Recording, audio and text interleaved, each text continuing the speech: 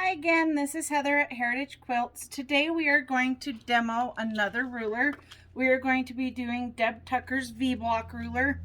The reason I am doing this one is this fabric line from Jason Yanter, the Unicorns, is going to be on its way to the shop soon. So I am working on the shop sample, which requires us to do a V-block in our 6 blocks here in the center of the quilt. In his directions, it tells you to do it paper piecing. For the few pieces that we're doing, I'd prefer to do it without paper piecing, so I'm going to use the V-Block ruler. So in your directions, just like every Deb Tucker ruler, it gives you those step-by-step instructions on how to do your block. It also gives you right-handed and left-handed instructions. So on our ruler, it basically tells us, I know I am doing a 4-inch finished block. So right here, it is going to tell me that I need to cut a strip at 5 inches. So you do that of both your dark and light fabric. So here are my dark and my light fabric. This will be the center V part. This will be my outside triangles. So to start off, we're going to do our side cuts. Now, the one important thing with this is that when you lay your fabrics down, you do want to make sure that they are either like sides together or wrong sides together, because you do want mirror images of these blocks. So you do want to make sure that you do not have all your fabric rows sitting the same direction, that you do have it to where you will have a mirror image of those blocks. So all I'm doing here is trimming off my salvage pieces, and now I have my 5-inch strip. I'm going to change the view of the camera here just so you can see what I'm doing. So on my triangle here, it says cut line for side triangles, and then I put a piece of tape here so I know where I am coming down on my side unit here. So again, this is my light fabric, so we are doing my side triangles. First cut, you lay the ruler down, you line up that side line here.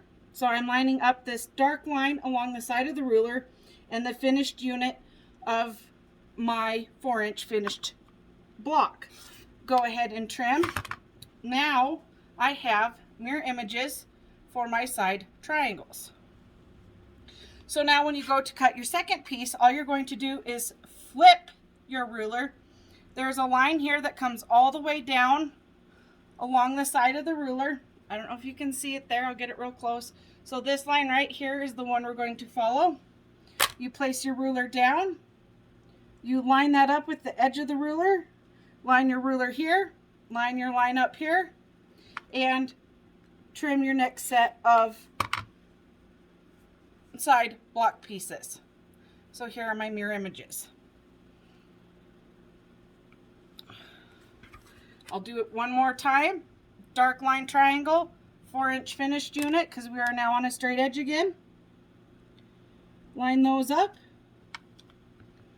trim, and mirror image place in each pile here.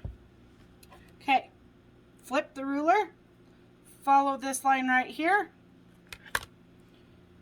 and basically you line up that line all the way down and your bottom of your ruler here, and go ahead and trim. And those are my mirror imaged pieces. So now we're going to move to the center part. I'm going to put that one away for a minute. So this is my dark center part. This one I do not have to cut the salvage off just because of how you start the ruler to do this. So the first cut you do it on the fold. So I tuck this tail over. Now I do want to make sure, because this is my fold line triangle, so it's the little dotted line on this one, so it's right here where the yellow tape is. So right here, that's my fold line. So that fold line is going to go right along here. And again, I line up that bottom row on my 4-inch finished unit. Now I notice I can shrink this down just a bit so I'm not wasting as much fabric. I kind of play with it to make sure, you know, I have my full piece here, but I'm not wasting a lot of fabric. Pretty happy with that. So I'll go ahead, grab my rotary cutter, trim that off. This piece, ooh, little piece didn't want to go away. This just kind of gets thrown away. And then now I have my triangle piece, my center piece. Now, when you go to cutting your center piece now, I am actually going to flip my fabric. So you flip your fabric. And now I come along and right here, you follow that 4-inch finish line down here. There is a center line that is marked right here where that pink tape is. We put that along our side that we just cut. We put our 4-inch finish line right here and we trim. Again, you're going to flip your fabric again to cut your next piece. And we follow that same line. So you center trim line, 4-inch line, place that down and trim.